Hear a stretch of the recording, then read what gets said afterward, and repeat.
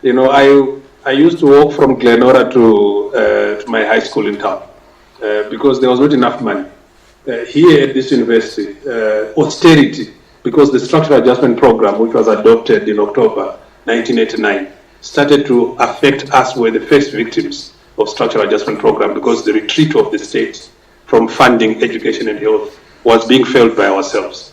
And so we used to say here, what did you eat today? And they said, I ate 001, which essentially meant that you eat zero breakfast, zero lunch, and you only ate supper. You know, what did you eat? I ate 000. So there were people who were fasting on this campus, not because they were praying, but there was nothing to eat. You know, it was very difficult. That's why we engaged in demonstrations, and it was not easy to demonstrate because the academic perfume would visit you, called tear gas canisters. So it was never easy, and I completely reject any kind of thesis that says it was easier to do things then than now. Austerity was here, and life was tough. You know, you could have your conversations in the Great Hall, and you would say, we are going to use geology, comrades, you know, because that would mean that we're going to throw stones. But you then all of us got arrested, you know, I think, one of them was Kiwo, who got arrested because he was pulled out of a bed and hiding under a mattress. And then he was taken to police station with others who had actually been arrested on the battlefield. When they came back, he was in front, clenched fist, saying, comrades, we're back. And he was elected president of the SRC in the next election. It was fun to be here. So it was not easy, it was difficult. We came from poor backgrounds. I come from a poor background. I was the first person from the family to come here to the university. So when we're demonstrating for money, for me it was actually life and death. It was not just a political act. I needed the money because it was responsible for uplifting myself and my family from poverty. I paid it back, of course, all of it. So I'm not responsible for the debt crisis that's actually taking place here. You know, so it was tough, but life is always tough for everyone. It's much tougher now because unemployment was not at 90% when I was studying in the 90s. So it's much tougher. But I think you can say, I am going to walk through this toughness because I have a goal that I'm focused on achieving. I am not going to look at the naysayers and listen to them. There were people when we were studying Shona at A levels, they would say that. But today, those who have started their own languages are the people that are being looked for because language is the embodiment of thought. You know, when you speak to a person, they think in Shona first, then they translate. By the time they finish, you can appreciate what is happening, what is not happening. Just listen to Comrade Chinotimba and you can understand what I mean here, right? So the disciplines we choose to learn are terrific choices we make today in spite of the difficulty. So we can't be defined by the wounds and scars. We are defined by hope and faith, the possibility of what can happen, and the energy you need to put into what is happening. The question on academic freedom, I think I've already addressed it. Academic freedom and autonomy of the university is so central to the creation of ideas that are necessary for resolving national problems and national crisis. And I just hope that all of us, as we pass through the university, we continue to say it is important for ideas to be articulated, for ideas to be heard. And those who might not want ideas to be heard, I think will do so out of want. But where we are going now, there is no other way than to come together and have dialogue for all these countries, including Zimbabwe. So I hope that the torchlight for academic freedom and autonomy will continue to be there. Thank you.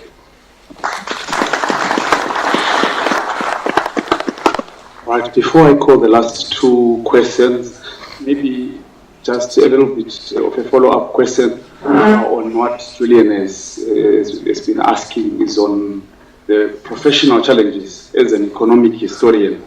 As you were climbing up the ladder, did you get people who were skeptic about economic history asking what it was and trying to explain yourself and prove your competence in the process? Would you maybe just say a word or two about that?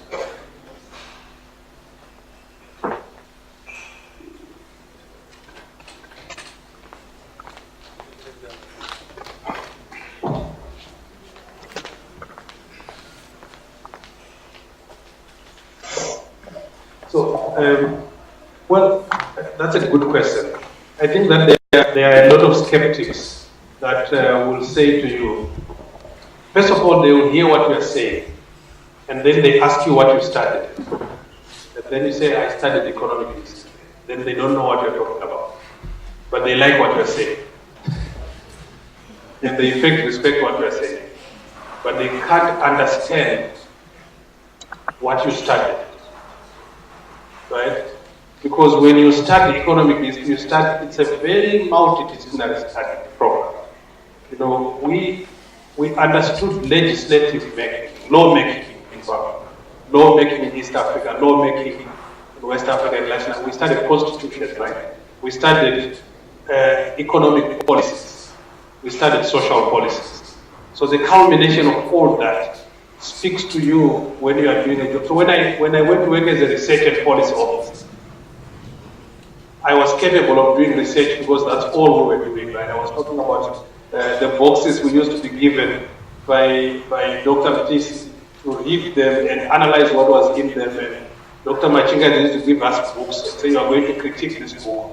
And you teach in the class. You are given a big book, you know, Modern Economic History of Africa by Paul Diamond-Zelez, or something like this. And you would go and read it and come the following day and teach on it. So you are learning how to be critical, you are learning how to be a researcher. So when you get a job as a research and policy officer, it was like the dream job for me because I didn't need to think on that job. And people were now wondering, what did you study? Because one of the programs we were working on was research into the possibilities, research into the impact of structural justice program. And that's what we had studied in a course that was taught by Dr. Banda. And the history of economic thought allowed us to engage with the thinking behind policy making.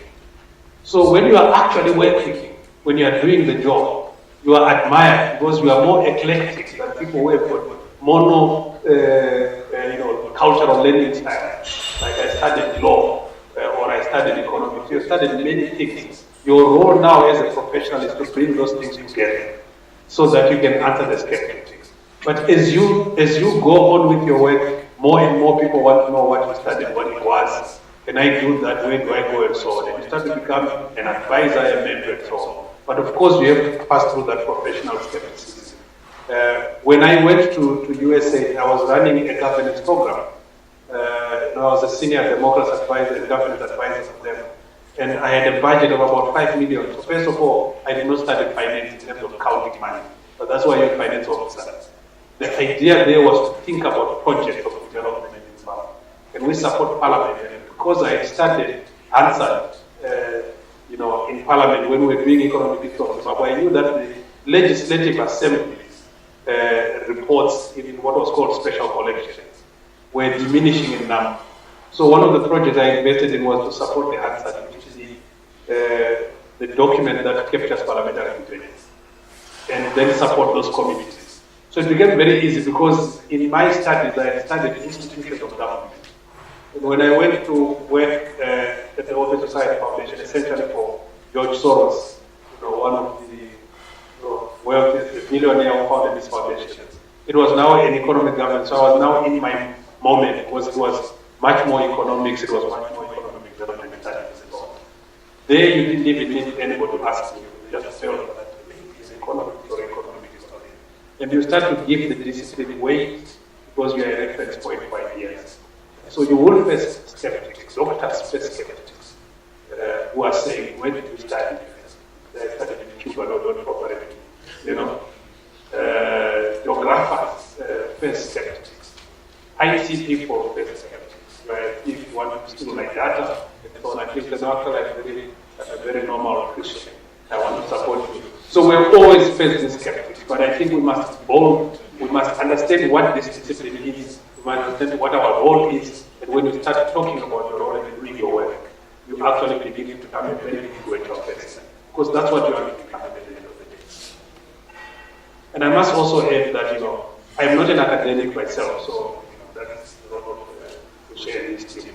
I see myself as a development practitioner. But as a development practitioner, I have been called to provide guest lectures at least about 8 universities so far, most of them in Africa, but I've also given some guest lectures in Europe. And as a result of that, I started to looked back at what I did and said, but I can write. So we've also been participating in projects where we write books with colleagues about development and where it is going. So the skepticism diminishes as you make a contribution which is visible. So I think that's what I just want to encourage you. Don't be afraid.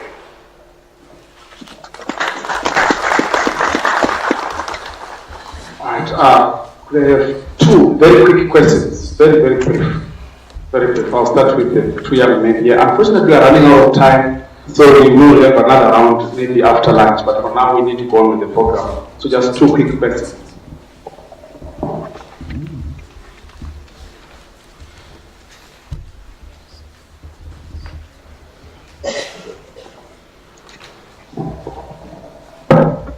Thank you, sir. I'm Edinton Masea, and I'm a former student, and I'm representing an organization called Enviro. Well, as an economic historian, we're party, not well-based other issues, but I would want to make a comment concerning like the opportunities that you are letting go, us as a collective, like us as economic historians, like as a starting point. Look at the guys, those are the guys who might need information that we possess as economic historians, who might also try to share issues to do on how the economy ended up in the space it is in. And imagine the digital space. It's about 100 of us here. If we could make a tweet on Twitter, emphasizing the importance of economic history, we could gain that recognition that so much need. That recognition which is important for us to make a buzz in the employment sector. And then another issue is, for those who have end up on the repayment that there's a mama degree, probably they might have not have made, they did not create that space which enabled us to sort of want to be roped up into to participate actively in those issues. That is why you find that for more of us who are here to complete their degrees, if they are to enter in any space and then say, I did economic history, the first question you get is, how is that economic history relevant to us? And then you need to possess skills to be able to explain yourself on the importance of what economic history. So my contribution is, we should start to make a fuss about the importance of economic history, because it's not an issue of writing dissertation and assignments and what, but it's recognizing the fact that those guys who are mopping floors, cleaning dishes and what, they are in desperate need of the information that we have. And if we don't create that bridge between us and them, we will only remain a community that will share ideas. And remember, ideas are just ideas. If you have an idea, yes, you have an idea. You're not the one who has that idea. Everyone has ideas, but you need to take action. And this goes to the former speaker who said that they don't have the power. The very fact that you have an idea, you have the power, sir. So please follow up that idea, and you never know, you might also create a space for other 50 economic historians who are yet to come after you. So yeah, it's more of a contribution to everyone. One last thing. There was a comment on Lamine who said it's enough for one.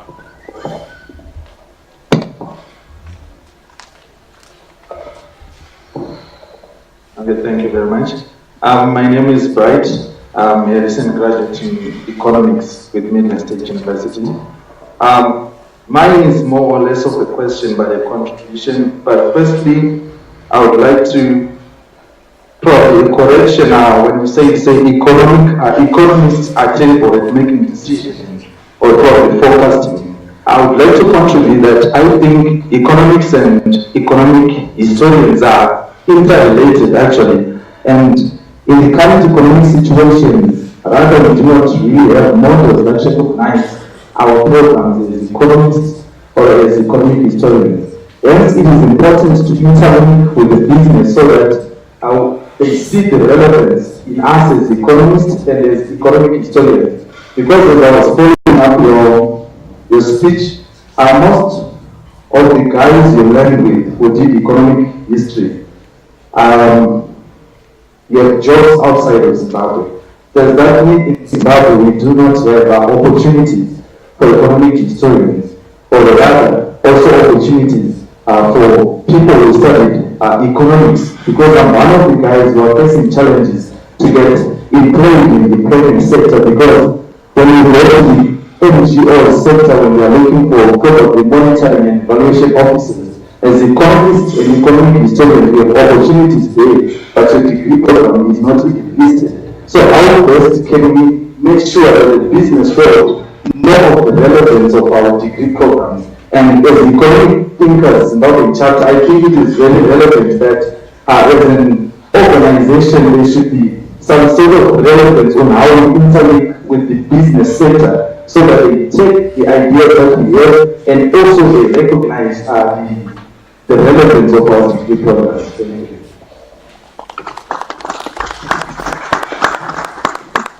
All right, I think for now let's allow him to respond. Then please hold on to your questions. We will have another round after the next break. We are trying to make sure that we remain on schedule. So would you like to respond?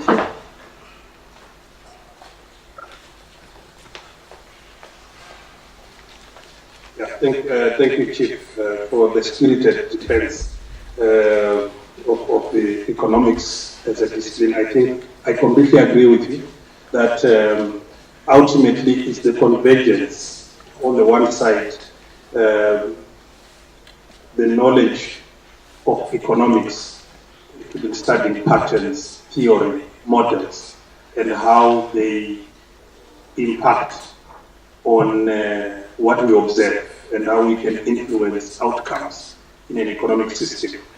And those who are saying, look, what is happening today did not just start today. There is a history of inflation that we must look at in order to understand what's happening now. We must understand what happened in Germany in order to understand what is happening now. We must look at what you look at in a historical perspective, so that we have a history of economics or a history of economic phenomena. Together with economic theory, we can produce a powerful team of policymakers. Unfortunately, the people who appoint policymakers don't think like that. They think there are other imperatives that drive appointments. So we always end up not having the best of what the country offers if we want to win. And the invitation is that at this level ourselves, let's connect more between these two disciplines and provide the potential that is residing in the two disciplines. And that's why in many universities, you will have a Department of Economics and Management, and you will have economic history taught in there. You will have a Department of Economics, economic history, teaching economics as well. And now I am studying in UCT with the University of Cape Town. You will see that a lot of courses and modules of economics are taught at the same time as they are teaching economics. So your point is relevant.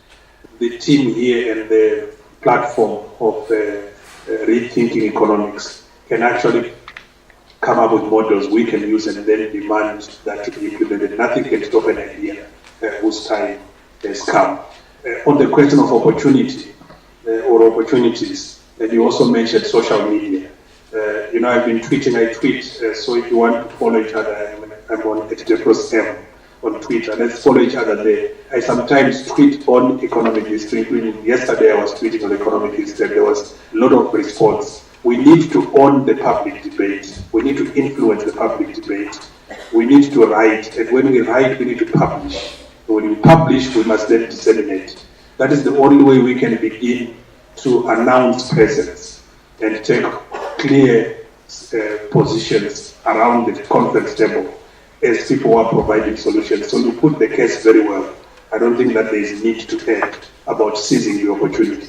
If we sit on the sidelines, no one is going to invite us to come to the table. We have to come ourselves and seize the moment. So what I did today, Dr. Mafeka, I brought some books where I work now. We do a lot of research on economic policy and how it impacts on human rights. In November, we're running our first summer school on economic, social, cultural rights, the link between economic policy and economic rights.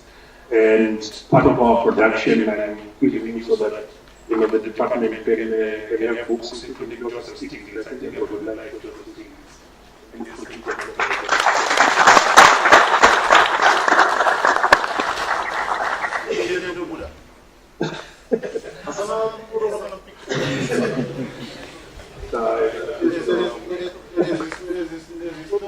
We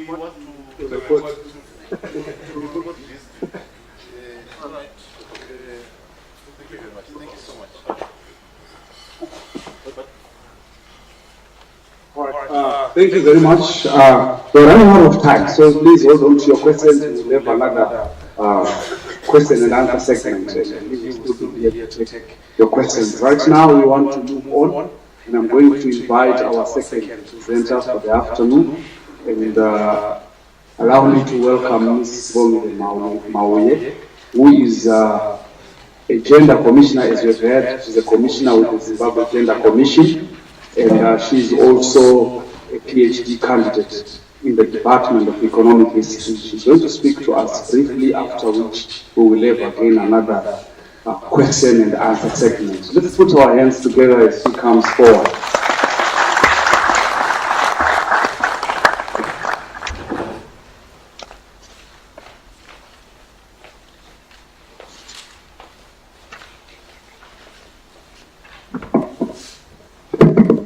Good afternoon to us all.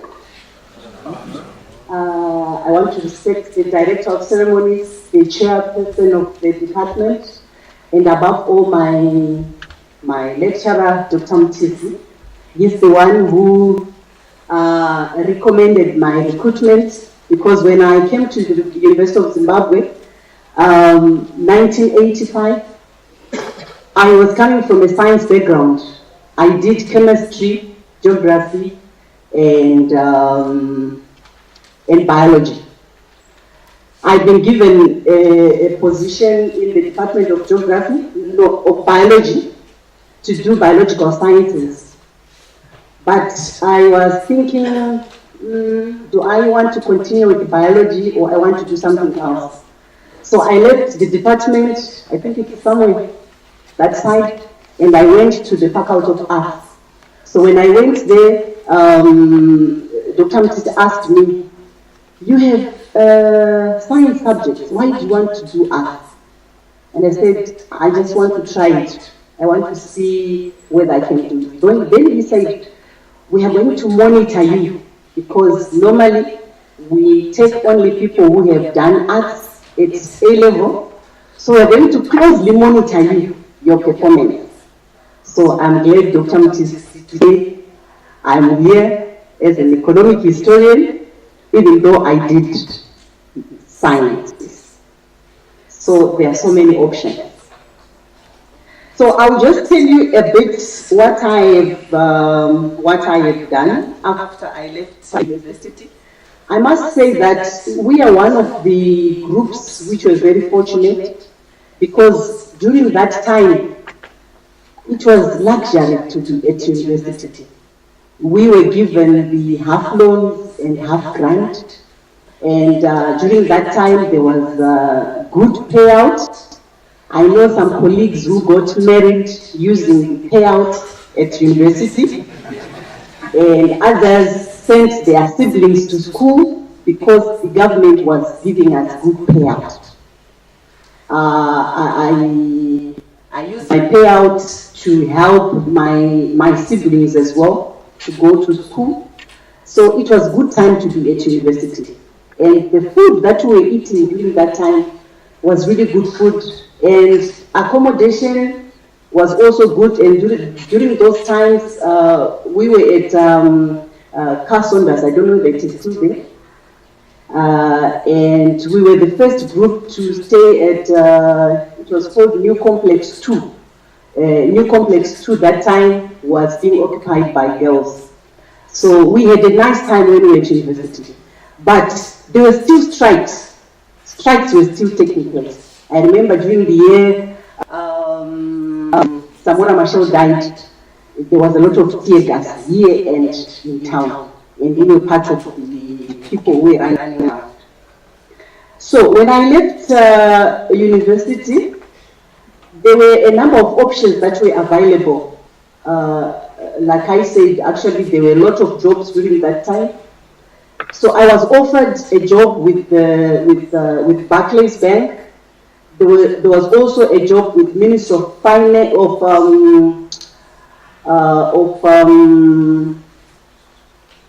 what is this one now? Foreign Affairs, and also Ministry of Trade and Commerce. So after consultation, I took the job with the Ministry of Trade and Commerce. So I was working on the SADC PTA desk in the Ministry of Trade and Commerce. And thereafter, I then got married after about a year. And my husband was teaching. He's also apparently an EH or Economic History alumni. So he was teaching outside of Harare. So we had to do a compromise. So I decided to change, and I was transferred to the Ministry of Local Government, which was based in Manicaland, Mutare. So I went to local government and I became a local government officer, mostly dealing with rural development. And I was invited to be on the Amalgamation Commission, the first Amalgamation Commission, which was responsible for amalgamating the rural councils and the district councils, because these were separate because of racism during the colonial times. So I was part of that first commission in 1989.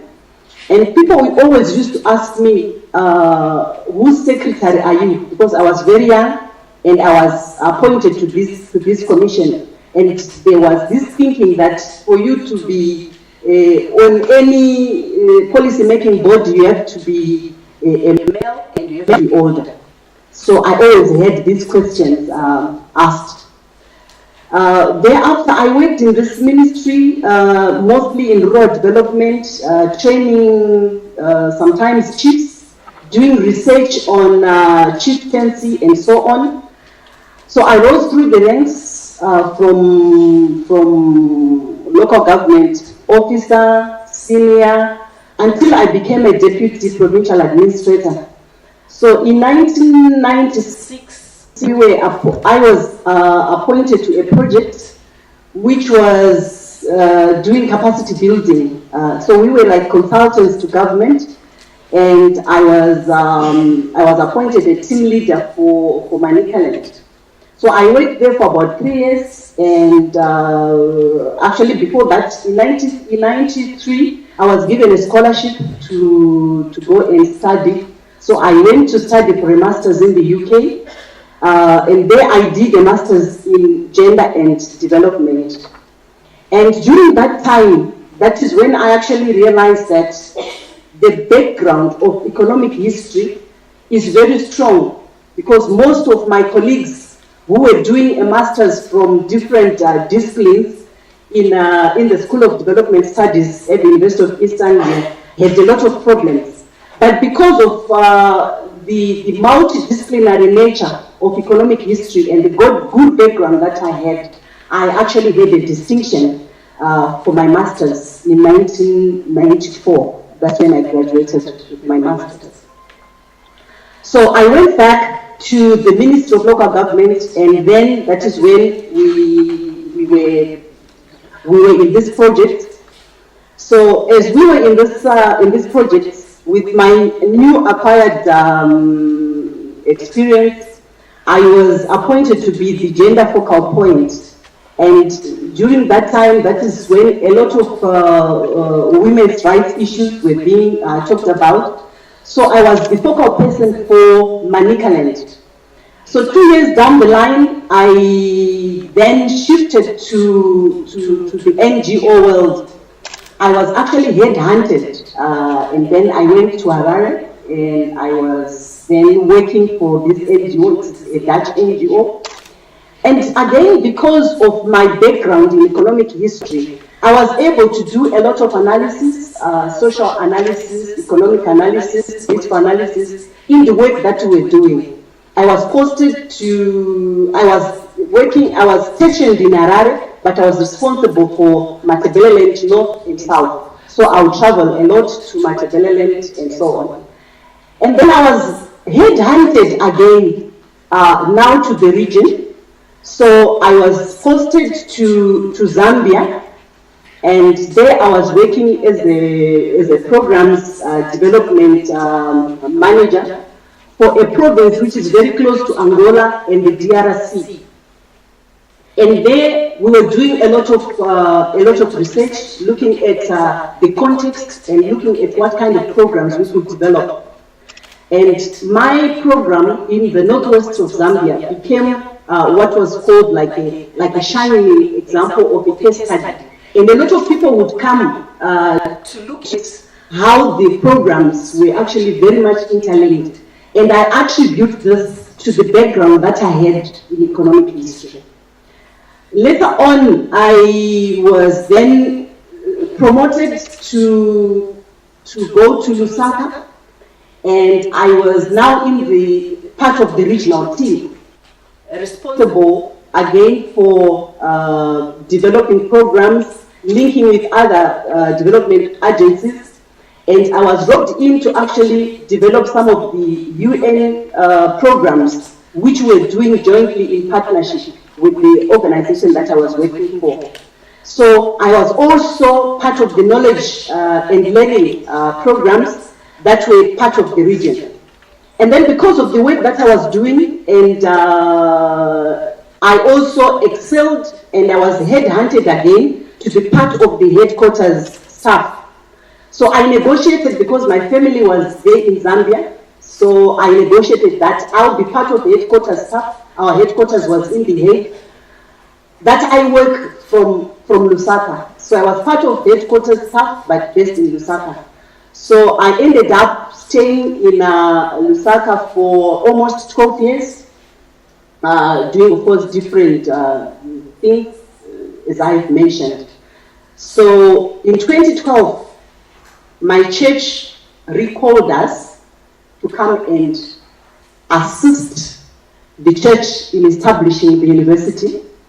So we came back to Zimbabwe in 2012, and we were helping the church to establish our university, which is the Zimbabwe Ezekiel Gutu University. So we were doing the groundwork, and then I then decided that I wanted to go back to school. So when I decided to go back to school, I thought again of my department. So I came back, and fortunately I was accepted, and so this time I'm actually a student back in the department. I've been developing my proposal, which is I think 75% done. So this is, I would say, this is, in short, this is my journey. I'm a grandmother of 3, and still going to school. Thank you.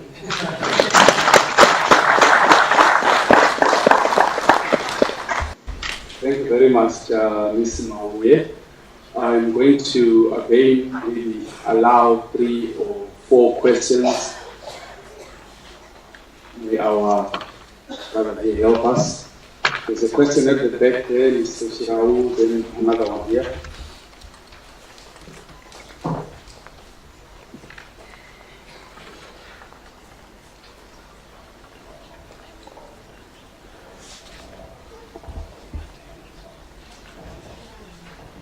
Thank you very much. My name is Tenai Shirau. I am a master student in the Economic History Department. I want to thank you for the good presentation that you gave us, especially it's very unique, considering that you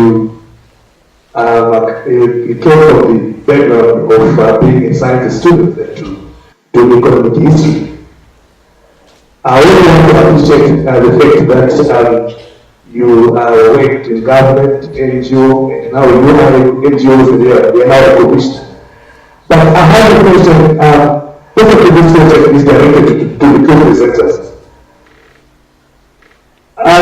It's the first thing to have a professional career to be able to work. I think the population organization is very, very important indeed. But I want to pose a question. In our study of economic history, there is the study of marketing. There is economic business. We also do the history of marketing. But how are we assisting with this knowledge to assist our local farmers who are living local family, who are struggling to find a market? Are we also, as academics, transform the development that we have, also to start our successful business. Yes, the point is not a total about areas, but are we using that particular knowledge that we have to engage ourselves in self-sustainable projects, in businesses, so that we can also make money? Thank you very much.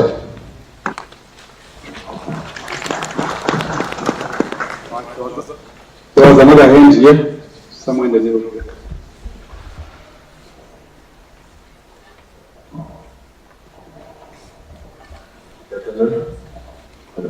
Good afternoon. Afternoon. My name is Gwanda Leon, former president of the University. My name is Kodesh. I'm glad you were giving us the total about this human was started with the Institute of Africa. This was a program which provided very to implement that moving up to clear that the university decided to make this as a subject. When it goes, when we were example, we were given chance to practice bonus degree. But the problem comes when we were at level 2, we had some attachment. They out there looking for some attachment. We explain that the issue of level like we fail to explain ourselves to go to somebody out there which is recognized the degree of economics. So my question is, yes, we have the degree program. Are you, the institution, making us relevant to the companies or government itself? Do they really know that the degree program within the institution which is offering the degree program of economics?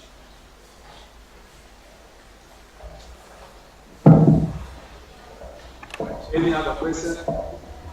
The question down to the end.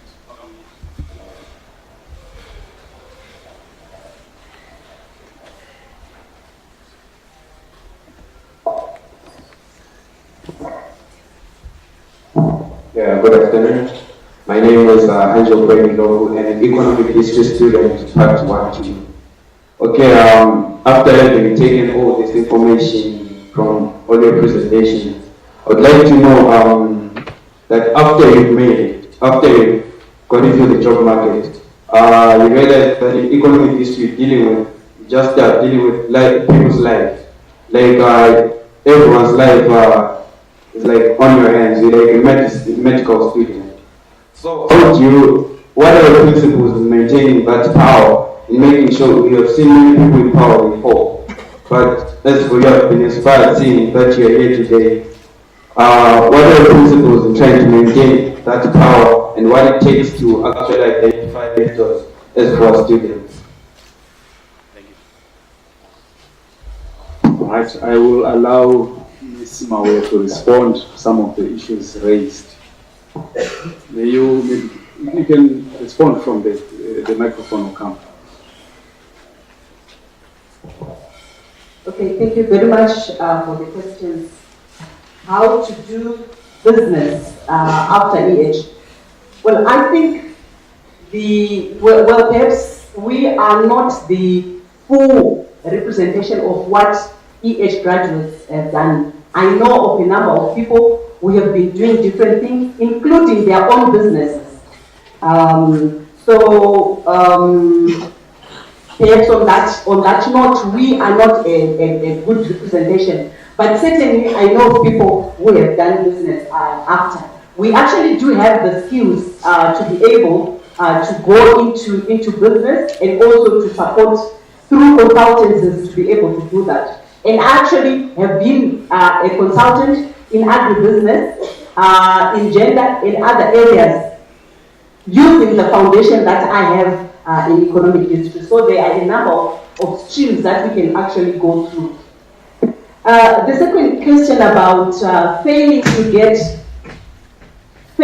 get attachments. I think it goes to the issue of how economic history is understood by the market. And I think we might still have a job there as a department to be able to adequately package and name economic history in such a way that it's understood by just you mentioning economic history. Somebody must not, you must not interpret what it means. So I think we still have a bit of a job there. But like the person was saying, once people see your output, the work that you do, they actually value economic history. But just mentioning economic history seems not to be properly understood. So there must be a work there. Your last question, how do we maintain sanity? How do you continue to be humble? I think just the realization that our country needs us, our peers need us, and you, the I don't know what generation you are from me, third or fourth generation, you need us. So we still need to connect, because I don't think that we should live in islands, but we should be able to continue to connect with our colleagues. And that is why I fully support his ideas that we need to connect through institutions like the economic thinkers, these alumni. We continue to be visible, we continue to inspire and to encourage also that don't just look at the environment, but cause the environment to change. And that happens through small steps, through small positive steps. That's what I can say for now. All right, thank you very much. I'm going to ask Dr. Kufa to respond maybe to a couple of the concerns and questions that have been raised from the floor. I'll try to be quick. You have very legitimate concerns. In fact, one of the issues that was raised is to do with the absence of the policymakers. This particular platform, who you will agree with me, perhaps the people we should be speaking to or making them realize our relevance. Because perhaps at this point, we would think we are politically converted. I totally agree. This is our second alumni. Our first, we actually invited a former minister, and that was one of the things that they made, one of the comments he made, David Moreira. He said, actually, you guys are doing a great job here, and I heard about economic history for the first time when you invited me. You will do a great job in your next workshops to also invite incumbents, or those who are current, policymakers, those who are in policy. And I will assure you, we did make an effort to invite the Minister of Industry.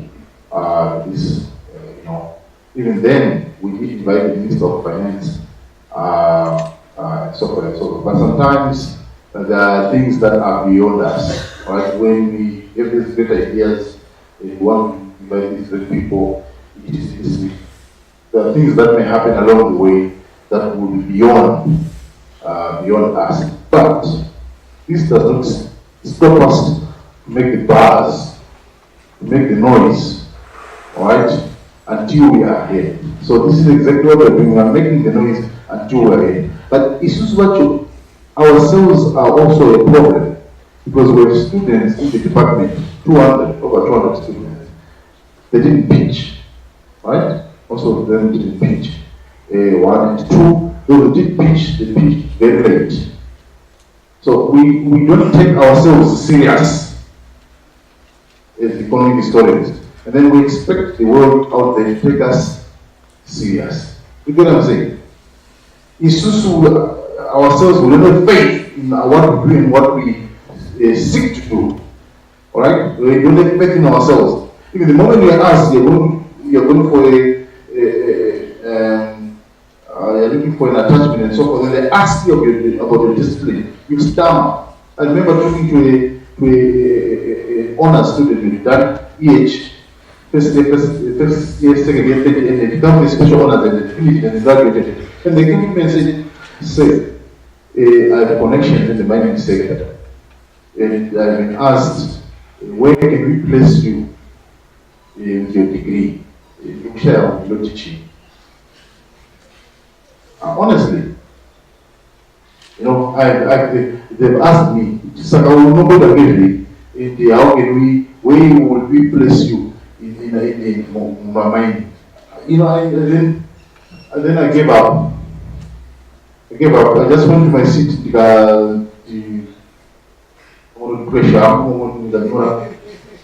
I gave up. So you have done a course, he teaches a course on advanced seminary series, my industry and mining. You doing the whole semester industry and mining. That course, you didn't even pick the relevance or your relevance to the mining sector. That whole course. So whose fault is it? Whose fault is it that you can't explain yourself when you have been taught? You get it? So the summary I'm making is the onus is about we should start patching issues. Right now, people should be tweeting on their Twitters angles about this event is happening. They'll be tweeting over Twitter angles, you know, so far this is happening, this is the Commerce Commission. Because they're passionate about what is happening, so you should be tweeting, you should be posting on Facebook, on social media, etc.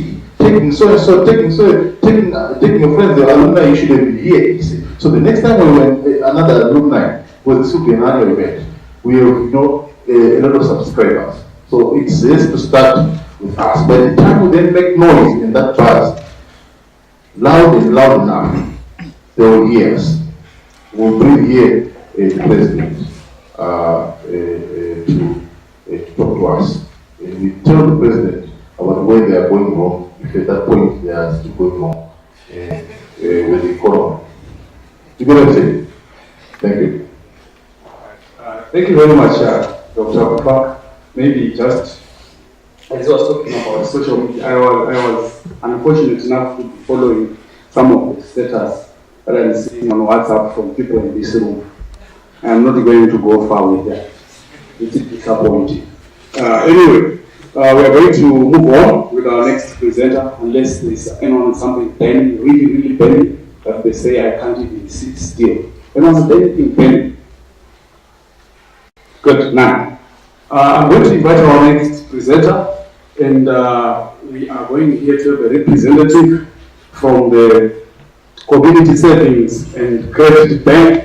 His name is Mr. Trimo Karikoga. Let's put our hands together as he comes forward.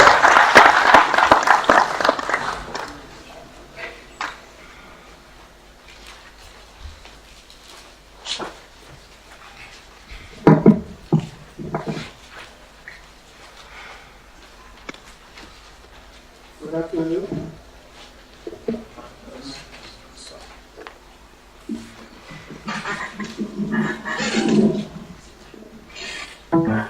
Good afternoon, ladies and gentlemen. Firstly, I will just say all protocol observed. You need to understand I'm coming from the streets, not an academic, but I would want to make a presentation on what CSC is about and how economic thinking can become relevant to us. Just as a brief background, the project of Community Savings and Credit started as a project by Budiro Think Tank, which is an organization that was formed by local youths in Budiriro. But the word Budiro Think Tank does not confine to Budiriro. It is a developmental think tank. So it was in 2007, we group ourselves together, and at that time, Rotary International was conducting its needs assessment survey.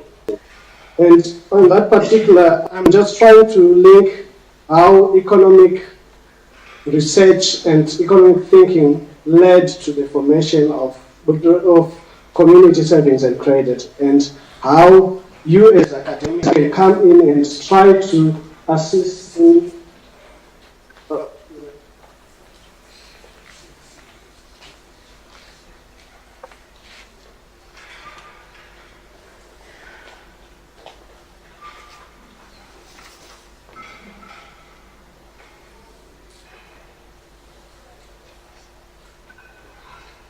Sorry, technology is on my side.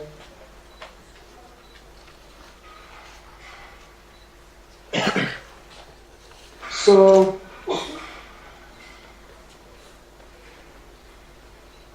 my task was basically to give an insight into what CSC is all about and how to link economic rethinking.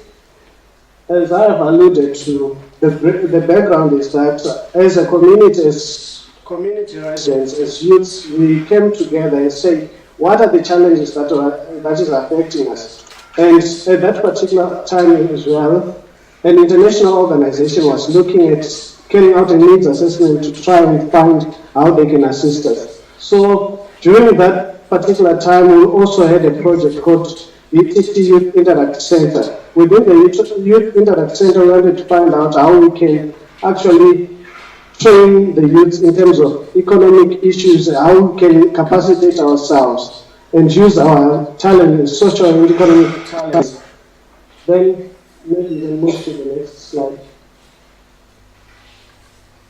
Then, now, CSC is an organization that is broad-based and trying to look at how we can actually empower the micro-entrepreneurs, because from the research that we have done, we saw our entry point is to actually assist the micro-entrepreneurs and aspiring micro-entrepreneurs and see how best they can do their business. So we believe that development comes from within. The outside can help us to actually go and develop, they can actually help us to develop, but the initiative for us is to develop ourselves. So, our vision as CSC is to have a thriving community bank that actually changes life for the people in the community. How do we do that? Our mission is actually to understand the needs. There, from the mission statement, you can see the role of research into how we can actually then provide solutions. So we need to understand the needs of the community first, then provide credible trainings and financial inclusion so as to foster economic development. So in order for us then to do this, we have what we call five core values. And our number one value is endurance, right? On endurance, we are saying we are committed to doing all that we are undertaking. Number two, we have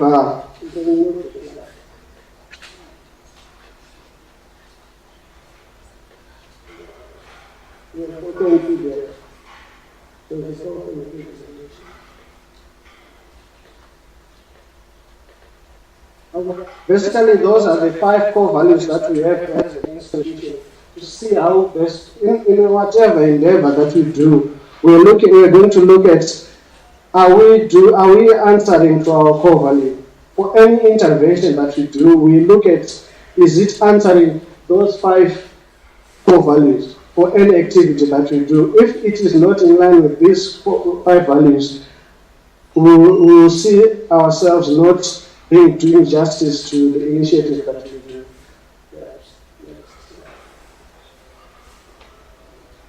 So we then came up with these five objectives in order to do our programming, which basically number one is looking at how we can actually tailor-make economic banking services that are compatible to micro-entrepreneurs and see how best we can answer those questions.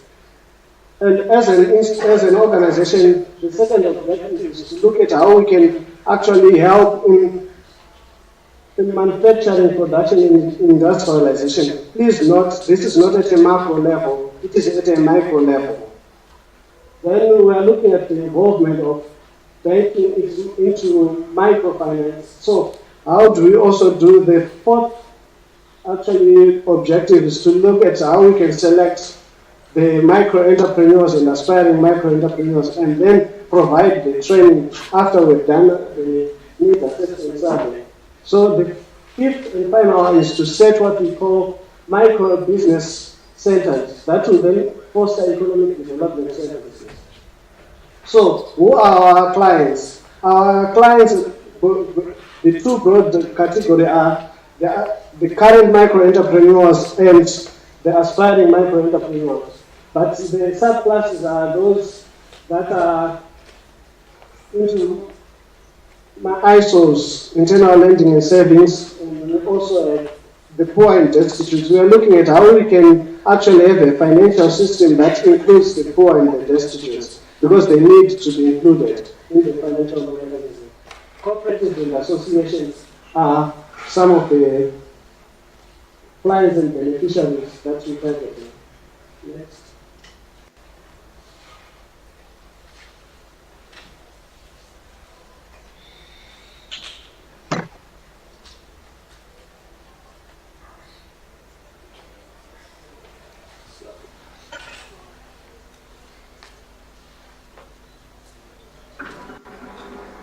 Alright. So as an organization, what do we then do? We're looking at saying how best, as an organization, tackle the economic issues. Like I have alluded earlier on, that as an organization, we are on the streets, and we believe that the solution comes from within, right? So what we then try to do is to, one, assess the businesses. I know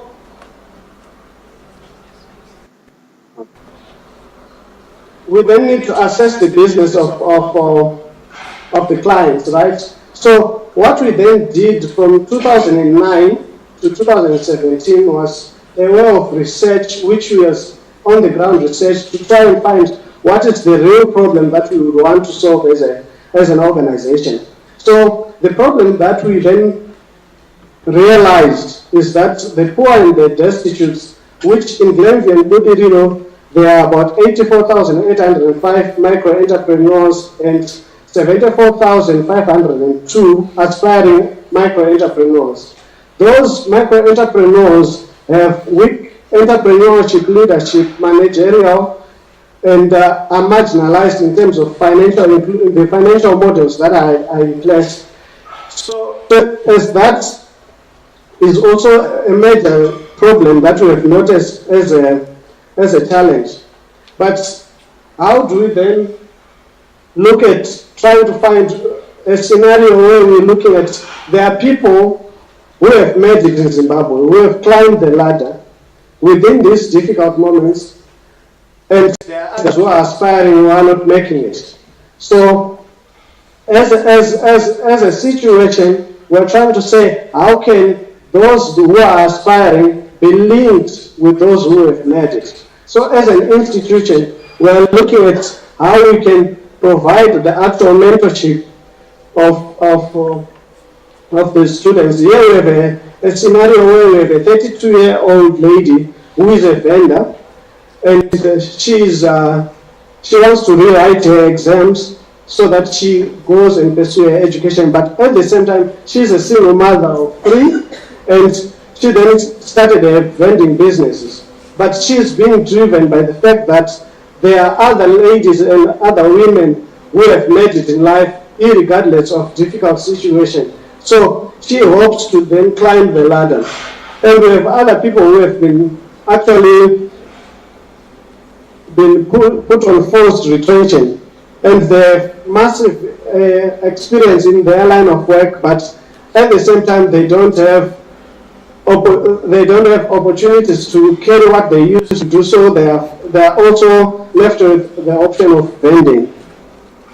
Then we have students who have come to colleges, different tertiary institutions and vocational training centers. They have been involved in the training of how to do business at a theoretical level.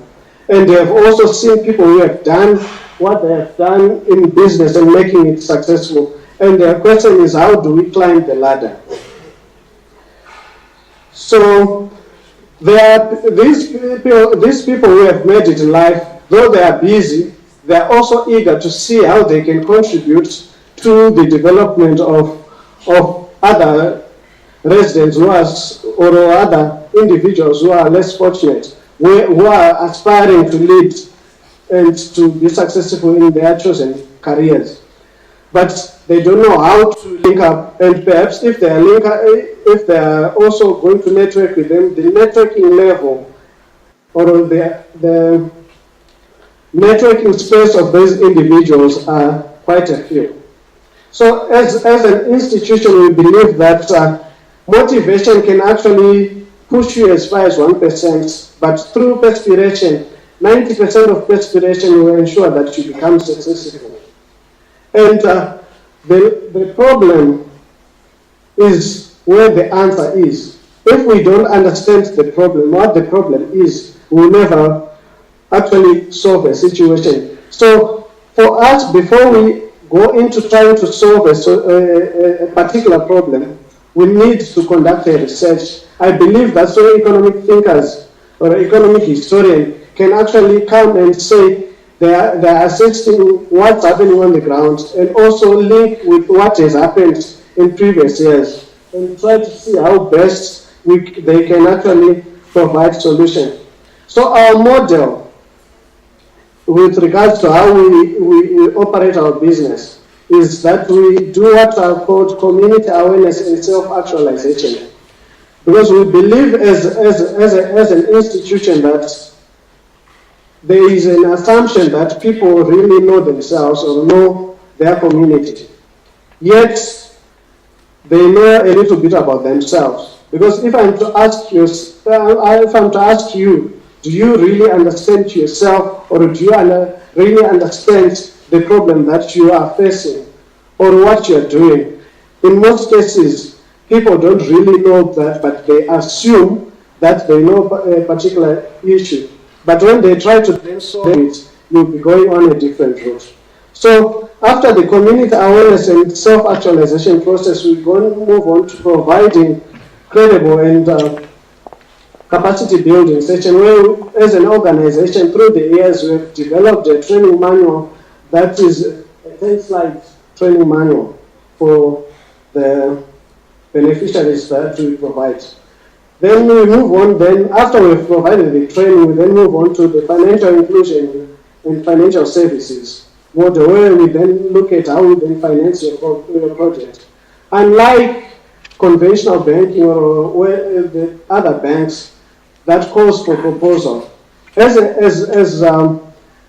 institution, we look at what is called your business canvas model, because we don't believe at a micro enterprise you do need a business plan, because that doesn't really work at a micro level, because you are yet to understand how your how the business actually work. When we've provided you with the finance, we then look at how we can provide other business enhancing services. So we look for different investors, and we look for investors within ourselves to try and see how best we can mobilize the resources to support the micro entrepreneurs in Glenview and Budiro, where we are actually operating from. So we did a market analysis that also tells you how we came up with knowing those particular number of micro entrepreneurs in Glenview and Budiro and the aspiring. It took us from 2009 to 2017 to do different type of research. Some of the research that we have been doing, we've been really through the actual training that we conducted. So what we've found to be some of the challenges that the micro entrepreneurs are faced with is actually on partial record keeping. There is lack record keeping in terms of micro entrepreneurs, and they are actually not aware of their expenditures. There is no separation between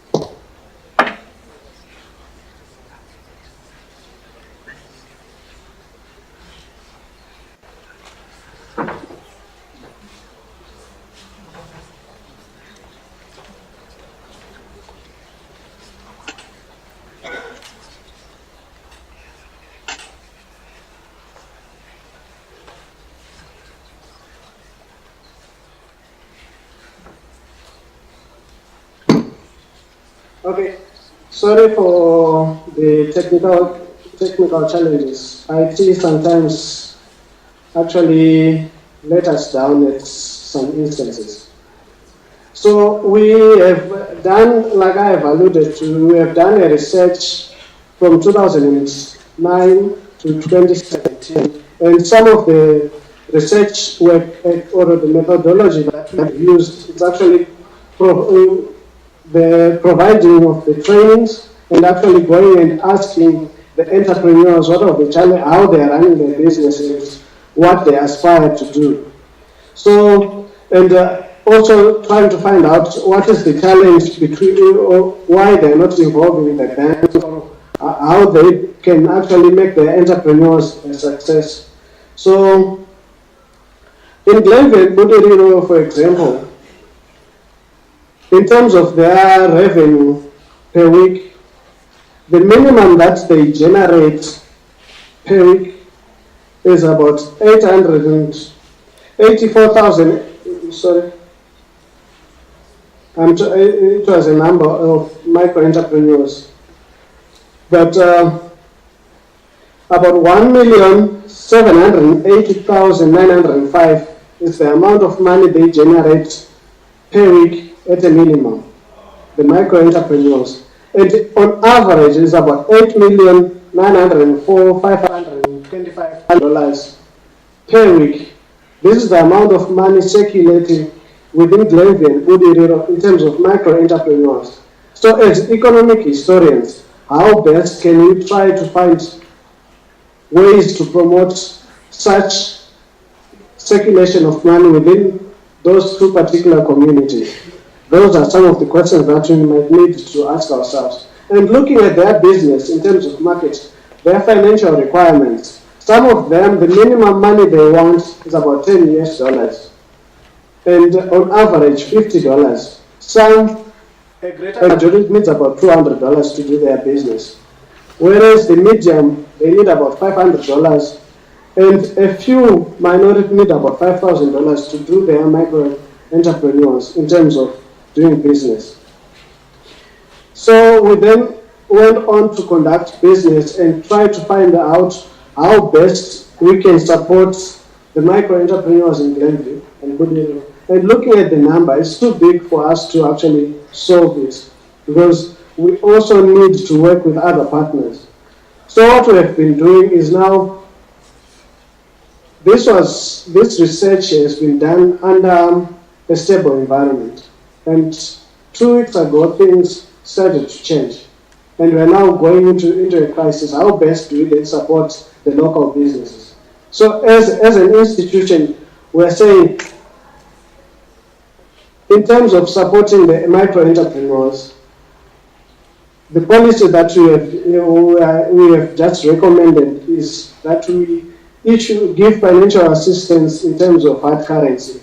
But when we want to give them hard currency, they also need to pay us with hard currency. It's still a question we are grappling with it to see how best we can support the micro-entrepreneurs. The risks that are involved in our business is actually loan defaults and loan delay, loan repayment delay. There is misuse of loans, and when disasters and theft do happen, that's the risk that we actually face. And there is also liquidity crisis. We all understand that there is liquidity crisis that is affecting Zimbabwe. So as a mitigation measure, we also have created and maintained a credit discipline mechanism that we actually use in order to mitigate these measures. We are also looking at debt collection and loan insurance, and a strong peer-to-peer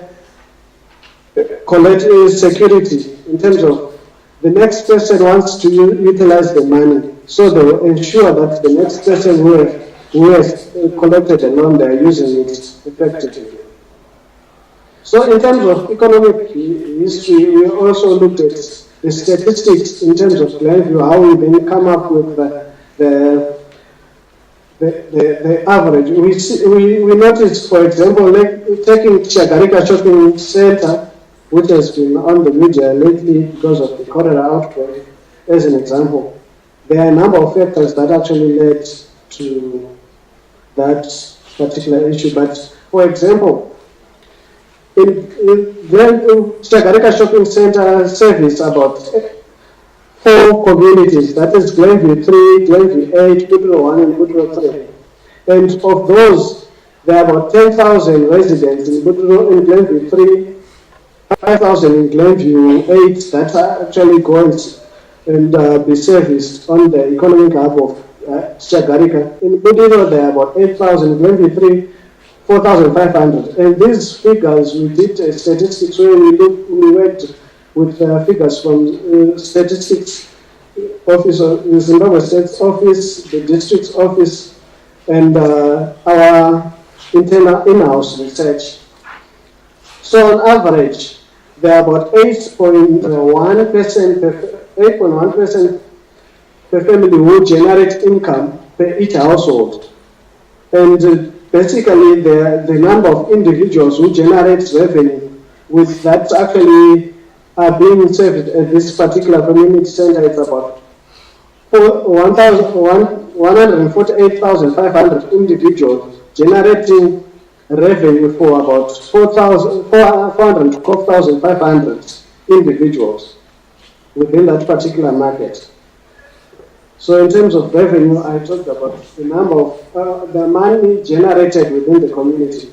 But as entrepreneurs, we also need to understand, I don't know from the studies that you studied the will of fundamental human rights, that you study, we also consider that in terms of the amount of business that the individuals are doing, looking at the fundamental will of human rights and see how we can actually mitigate the entrepreneurs. So the pains that the entrepreneurs in Glenview and Budiro, as an example, are facing: one, poor levels of water and sanitation. Of course, that then actually has been testimony to the cholera outbreak. Then another is very poor infrastructure that accommodates micro-entrepreneurs and subsistence operations without a defined system and records in place, where people are just doing business for the sake of subsistence, not actually building the economy. Because for us as an organization, we believe that the economy must serve the people, not the people serving the economy. We don't believe in such things as people should serve the economy. There is no financial literacy among the micro-entrepreneurs. And we have unstructured and unplanned and unorganized control mechanism within the micro-entrepreneurs in Glenview and Budiro. And they are partial. That's why there is that problem of poor managerial skills. There's partial management processes that are actually within the market, and the pain that most people do is reactional operation, where there is a crisis. That's when they actually try to then do an initiative. So our proposed value proposition is community banking and community financial aid services. And we're looking at financial conscience raising and awareness.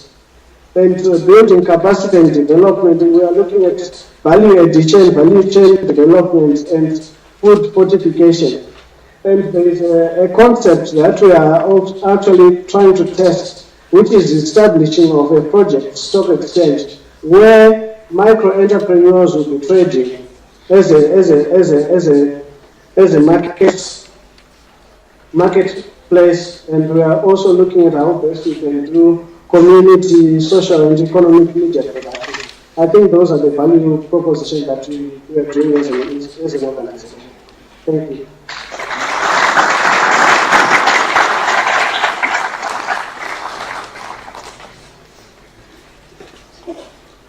Thank you very much.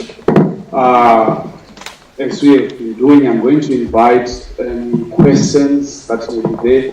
I think there was a question earlier on about how people are using the knowledge they are getting to actually become practitioners themselves and not mere academics, how to become business people and so on.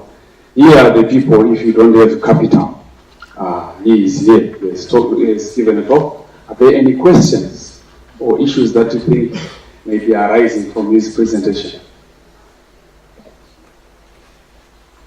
Yes, Mr. Chair.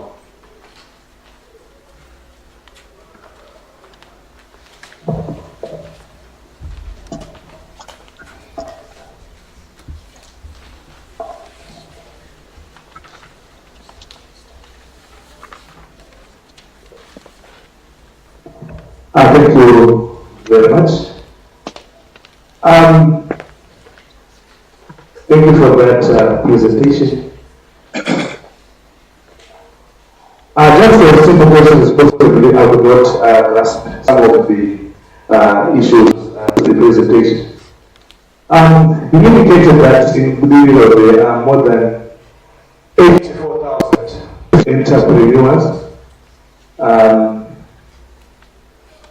And as a community initiative, we are trying the efforts to assist the people there. What I want to say is, do you need any license for you to operate a community bank? That's number one. Number two, how many people have you assisted so far? Number three, how can economic history how can economic historians be of assistance for this initiative for it to go to other areas if it's going to work? But last but not least, I think possibly the way that you're presenting, possibly representing to academics, that the language some of it is not, we don't use academic, especially to the people who do small businesses with big communities. Thank you very much. All right, any other question?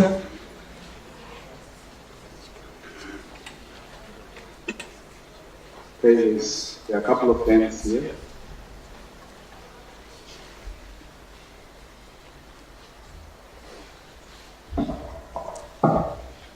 Thank you. I am Lloyd Jason. Mr. Karikoga, I've been following closely your presentation, and I do understand that you showed some understanding of economic history as a discipline. Now, I do understand that you do not function of this discipline when you grow up. Now, as economic history students, we are having a problem of finding this attachment. So, you as an organization, are you capable of giving some of us the attachment that we desperately desire? Thank you. All right, there's another hand down here.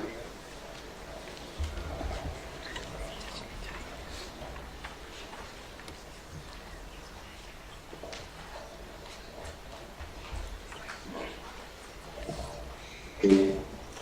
When I try to give a quick response to the issue of attachment and relevance of the story in the political economy, the market. See, the world needs economic historians, but they don't know who we are. I myself had an experience with someone who owns a consultancy company. We had a conversation. It was not an interview. After 2-3 hours of talking to this guy, he then asked me where I work. And I told him that I'm a student in the Department of Economic History.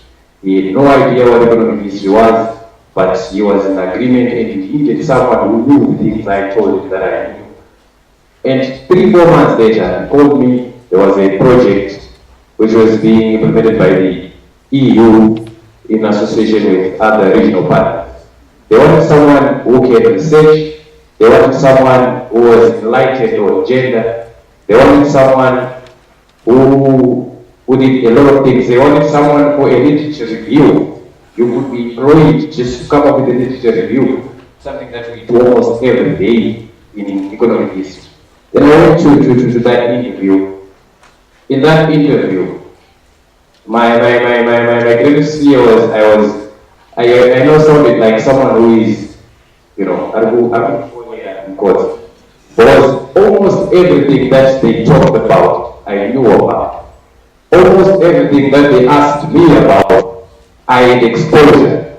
They asked me about gender. We do gender courses in economic history. They asked me about research. We do research methods from the moment you become an economic historian, an economic history student, you start research methods all the way to masters, you'll be doing research methods. So they wanted a researcher and someone who was enlightened on gender. So almost everything that he asked me about, and the research, the project involved fieldwork in different parts, in different areas. They also wanted someone who knew about labor, and they called it human resources. But we do courses on labor in economic history. So I was relevant almost everything they wanted. They wanted to employ people for different things that an economic history historian is all in one. So you see, the world needs economic historian. It's about how you, as an economic historian, present yourself.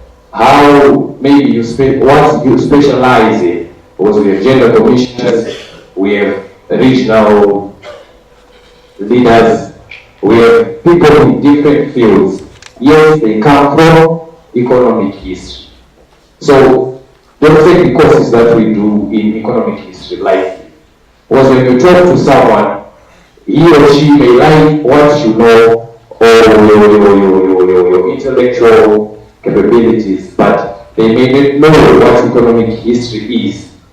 So the onus is upon you to convince them that what you need is an economic historian.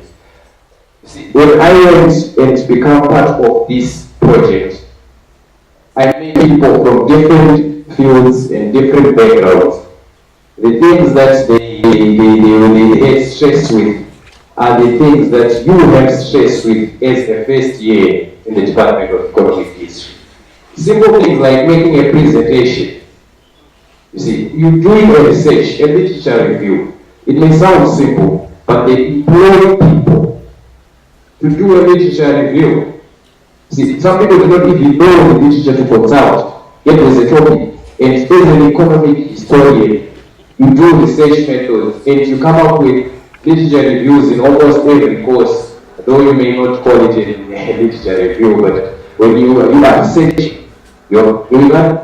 So the project is about, sorry I'm taking so much time, but my point is the world needs economic historians, but they don't know who we are. And it is upon us to make ourselves relevant and to make the world know our potential and our capabilities.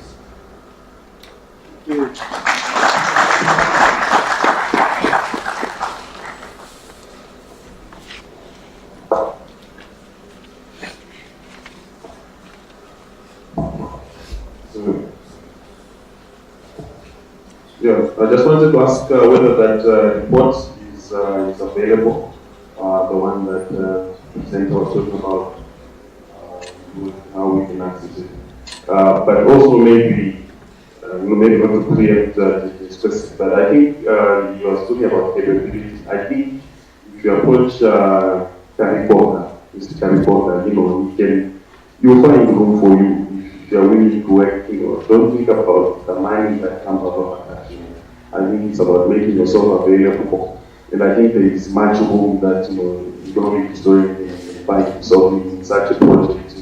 As you were speaking, I was just going some parallels with Kenya, the Philippines, India, where these small micro-banking institutions are prevalent and foster the growth of these economies. So this is where you can immediately jump in as an economic historian. So don't think about the capacity of these people that offer you transport money. Maybe it will be the answer. It doesn't have the capacity. I don't want to get this answer, but I think make yourself available for a month. You're assisting in certain, when you feel you can make yourself relevant. I think it's important to do that. Thank you very much. I'm going to give the couple of minutes to respond. Thank you. I will start to tackle the issue of licensing. First thing that comes to mind is, as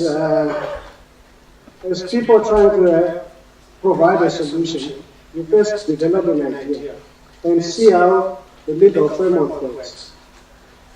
And with regards to legal framework of establishing a bank, we had various options. But the amount of capital you need to establish a bank determines how you approach in terms of solving this particular question. So when we looked at the legal system within Zimbabwe, we noticed the cheapest way to get legal recognition is to register as a cooperative. We are a registered savings and lending cooperative. So in terms of registration, we are operating legally within the confines of a registered cooperative. Then, trying to assist in terms of how the economic history department can assist. To tell you honestly, I came to know about this department when I was called to come and present. I didn't know about this history, and I didn't know how to incorporate students from this department into the work that we are doing. In terms of attachments, we have had students who came for attachment to our organization. Mostly, we have students who are doing development studies, financing and banking and finance. We have people who are doing peace and governance. But yet, students from this department who actually can help us in terms of programming of our programs and solutions can be found from this department. So, if anyone who wants to come for attachment, even the students at high school, we can look at how we can integrate into the program. We're not necessarily giving you full attachment, but for you to basically have a field understanding of how business operates, our doors are open. We are found at Sophie Hall in Levy 1, just at the backside of ZESA, where the ZESA office is, or next to district office at Sophie Hall. More details, if you want, you can approach me and we can then discuss. With regards to how we can assist the individual about the micro entrepreneurs within Glenville and Budiriro, we are doing that which we can, and I'm actually looking for people who can try to say, this is the challenge that we are facing as an economy, but what solutions, practical solutions can we take in terms of solving the particular problems? I don't know if I've managed to capture all the questions that I've been asked and answered.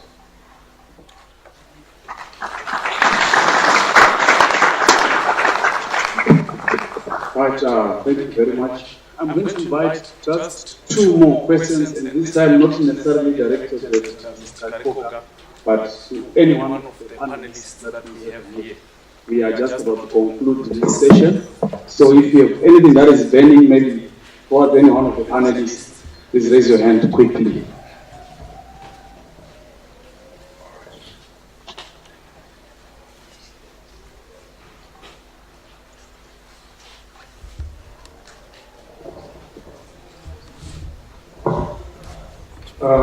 Mine is directed to Mr. Kariko.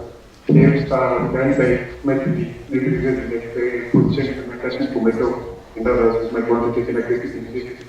Well, I heard you talking about collecting data, which I think might be classified as big data when it comes to things like how Google does, like they collect information, how many businesses are operating or how many individuals are operating on their platform. So when it comes to the initiative, I think it's the way in which people like us who are interested in finding research, quantitative it might be, but we're interested also in data to quantitative aspect. So with respect to the information that you have containing the numbers of entrepreneurs in Budiriro and the area that you said, I think if we try to take that model in juxtapose with a place like Mbale, imagine that women say how much business opportunities might open for not only for the organization but also for the economy. And that's why it's understanding the monetary aspect which takes place in a place like Mbale. Right, one last one, Professor Kwashira is down here.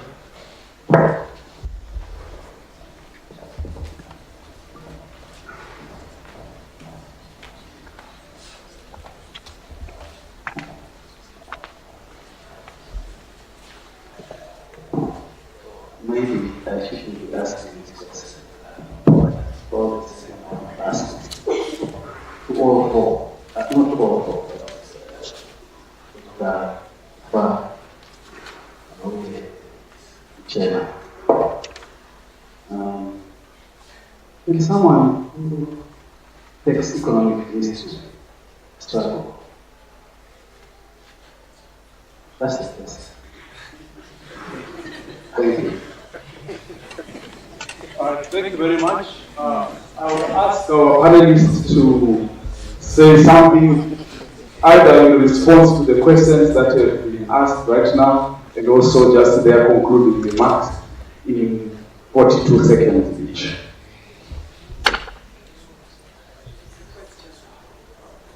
Okay, the last question apparently is very difficult to record. Can you say it in more ways? To expand on Dr. Kufa's successful economic story in the sense that he is a doctor. Maui is a PhD, in China is director. So it is very different group of people who have undertaken economic history out there who are not similar to people. That's the question. Any better? Thank you. So we will go, one after the other. Okay, we'll start. We always honor ladies, so I'll start with Ms. Maui. Thank you very much. Perhaps before answering, let me just answer another question which I received behind the scenes. Dr. Kufa was saying you did not explain what the Gender Commission does. So I will just tell you 1 minute or less. The Gender Commission is one of what are called the Chapter 12 commissions in our current constitution.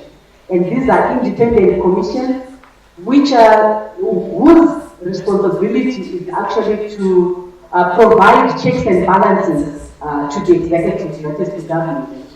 So, as an independent commission, the Gender Commission is like a watchdog to ensure that rights for men and women, as enshrined in the Constitution, are actually implemented. So, some of the programs that we do include, for example, watching over the issues of sexual harassment in higher and tertiary institutions, to ensure that policies that are made are in line with the Constitution and they are actually adhered to. We also receive complaints, and currently we have got a program or a hearing that is going to take place where we are investigating the Department of Immigration in terms of sexual harassment. So we do those kind of things as a commission, and I am one of those commissioners. I also sit on the research and legal committee of the commission. And if you also have questions and complaints, you are free to actually contact me and we'll do our investigations. Now, coming back to the question about economic historians, whether they are struggling, I believe one of the challenges that we have is a general economic meltdown, which is affecting not only economic history, but other disciplines as well. But what I have seen is that in every discipline, you actually find some people who excel. Even though others are not getting sometimes any attachments or any jobs, you still find there are others who are actually followed by jobs. I remember even the times that we graduated, which is a while ago, There were some who still did not get jobs. There were jobs, but others did not get them. What I'm just saying is that personal drive, personal attitude, and also that the ability to be able to interact with your environment will make a difference. Even though all of us were doing economic history, but sometimes it's also your personal drive, your personal connections, not as in connections, but making sure that you are a social being. Because sometimes it's just opening your mouth and talking, and people will say, wow, what is this one saying? And then you get connected to a potential placement. So I think in terms of attachments, also I think perhaps from a departmental perspective, I hazard to say, Chair, perhaps there is need for a strategic look at how the students in the department could be linked to potential strategic partners whom we actually talk to beforehand, so that we have already marketed our course, and we are not going to remarket as students, but we're going to remarket as products, because they will be performing and they'll be asking, but what did you do? You are so good in this area. So that's what I think there. Thank you.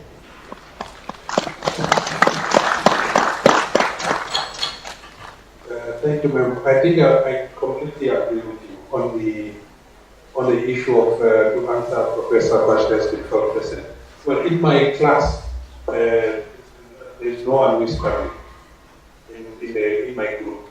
So speaking for my group, the 10 of us were all doing interesting things. But I think the common denominator is that we are doing things we love to do. So you have to work on a job that you feel like I must go to work tomorrow. There are so many guys who come to work, and when they come, they start doing something else other than the title of the job that they're doing. So the office becomes a vehicle for community accumulation, for personal wealth. So when we are doing, I think the lesson for us, find something that inspires you. In all these courses, what is the course that is talking to you? I'm on my 4th job, and I applied for one. Only one I applied for. The other 3, it was a conversation. One talks to you, or an employment agent phones you and says, can you come to my office with your CV? You know, I only applied for one job. The first one, I didn't apply. I was called when I was still studying writing my dissertation. On the 8th day, I was writing about the second. When you did our interview for us, we lied what to say. Just like a number of people asked questions, I was writing a number of questions that were coming. I also want to talk to some of the colleagues who raised questions. That's how life happened. The rest was like, I'm challenging us to say, your attitude to life, your attitude to studies, determine your altitude, as you move.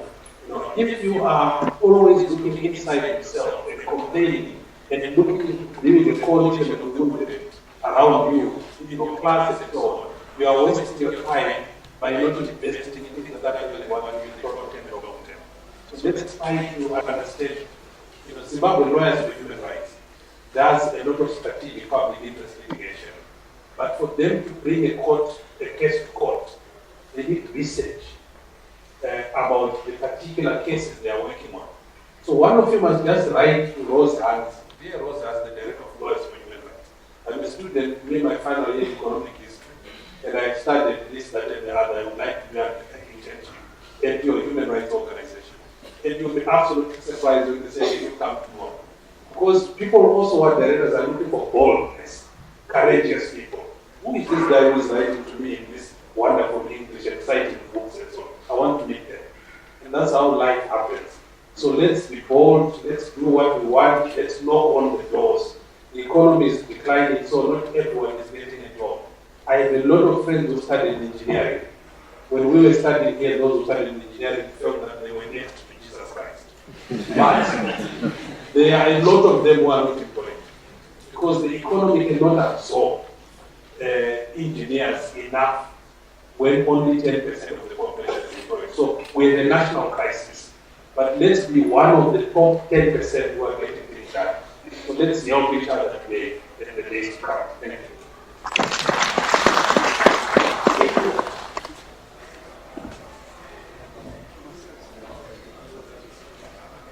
I will respond to issues of attachment. Let me also say I'm the Secretary General of CODAC, which is Community Development Affairs Coalition, a coalition of about 24 organizations that operate in many people in West Southwest District.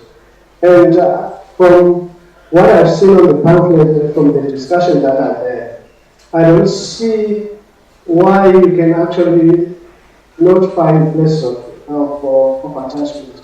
Perhaps you can actually approach me, or you can send an email to secretary-general.kodak@gmail.com. Then I will send your CVs to one of those 24, or all of them, 24 organizations that are within the coalition. And for CSC, you can actually also send your CVs and you will take it from there. Thank you. Yes, I was teaching to undergo, even for breaking down the question. Well, I'm trying to listen, especially by Dr. to very difficult questions. The effort to match them. Yes, they do struggle. Economic historians struggle. They do struggle. And this is part of that realization. Our being here. It's part of that realization that, like every other discipline, people are struggling. Economic historians, sociologists, even in the medical, because the state become not employing, it used to be like automatic after medicine, you are a doctor and you get work. But the state has frozen this. So even after doing medicine, you don't work. You are not guaranteed employment. So instead of sitting back at the department, we said, no, look, we would want to intervene. Let's equip our students. Let's bring alumni, let's get inspired, let's get confidence in our discipline. Let's equip our students so that they are in 10% that the course is talking about.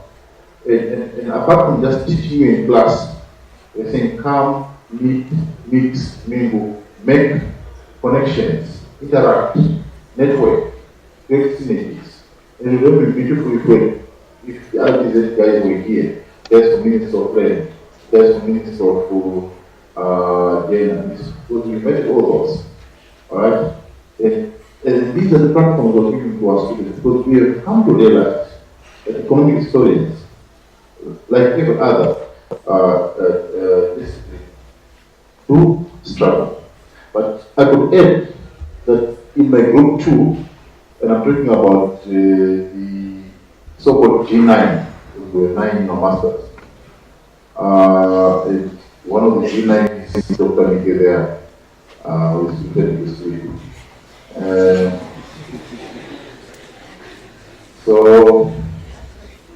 that's 2 here of the 9. So you could consider struggling. But I think the other 7, one is George Kakwana, it's called Edinburgh University. There in Scotland. One is chairperson at the University of Lesotho. Another is in 2, I think, UFS, the 2, 3 from my stream. Yeah, I think 2 from my stream, from a group of 9. One is actually in town. He came for a wedding. And he is going to be alumni. Nelson Pupio. I mean, he has literally been from, globetrotting from one workplace to another in South Africa. And he's really, it looks like a totally sad. He's doing pretty well. He didn't need to say anything. Pretty well. So in the G9, but I do have seen, and I don't want to say it's because they've not been able to tackle it well or to articulate themselves better. Apart from it, there's also the other side of the economic climate. It is so very much aware that economic is causing trouble. She suggested, and I'm taking down that, taking up that suggestion, coming up with a strategy, well-laid strategic plan, where we introduce ourselves and interact with key stakeholders, so that we know the path is not that difficult when you consider what the employment or attachment. But there's also a term that has been used, internship. Internship implies that you are done with your first degree or master's degree, and then you go and get attached, so to speak, somewhere. Not necessarily getting paid, but you're not in employment, you're not in the labor market, but you're getting experience. And we have not been doing that kind of, So I also think we want to have a policy vis-a-vis internship, where we are saying, we have a letter of introduction to say, this is so and so that just completed as a department with a policy that encourages them to be trained. You can have a placement, you can take them for internship. There's nothing to lose because they're going to pay you, but there's a lot for you to gain because you're getting experience. But you see, the problem is that most of us here, we are too much very mad. You think you go to the college, you want to go and get employed and get money. Sometimes you want to invest in your skills and get some practical experience which can assist you. So that's all I have response to that question. Thank you for bringing up that question because it balances our discussion and acknowledges that in so far as we have these success stories, there are other stories not so successful. Thank you. Thank you very much to our panelists. I think the key to what, in short, what the is saying is that try and be outstanding. It's not just you having an economic history or anything. It's about how well you have done it and how outstanding you are. You will always find something for yourself as long as you are doing what you are doing well. And I also like the story on attitude. It's also your attitude, how you position yourself, and how aggressive you are, how much of a drive you have. I should just say, if I could abuse this opportunity, I've had some trouble sometimes with students who say, it's lecture at 8, I will still be in bed. I won't make it. I can't make it for an 8 o'clock lecture. And I ask myself, and you're the same student who comes to me in the afternoon and says, where am I going to work? Kune basa rinotanga 10. Mabasa isatanga 8, most jobs. So if you're not comfortable with getting to campus at 8, the attitude you what guarantee is there that you get a job where they say you come in when you are when you're waking up, whenever you feel like you want to wake up. So sometimes it's about your attitude and how you position yourself, how aggressive you are, and how well you are doing what you are doing. Okay, fine. Thank you very much. We are now going to take our break, lunch, 45 minutes, and let's try to be back here at 2:30. We started to be here at exactly 2:30. I think lunch is ready. And if you've got any follow-up questions and further interactions you want to do, this is the opportunity to link up with our panelists and anyone else who may want to have further discussions. Thank you very much. Let's meet in 45 minutes.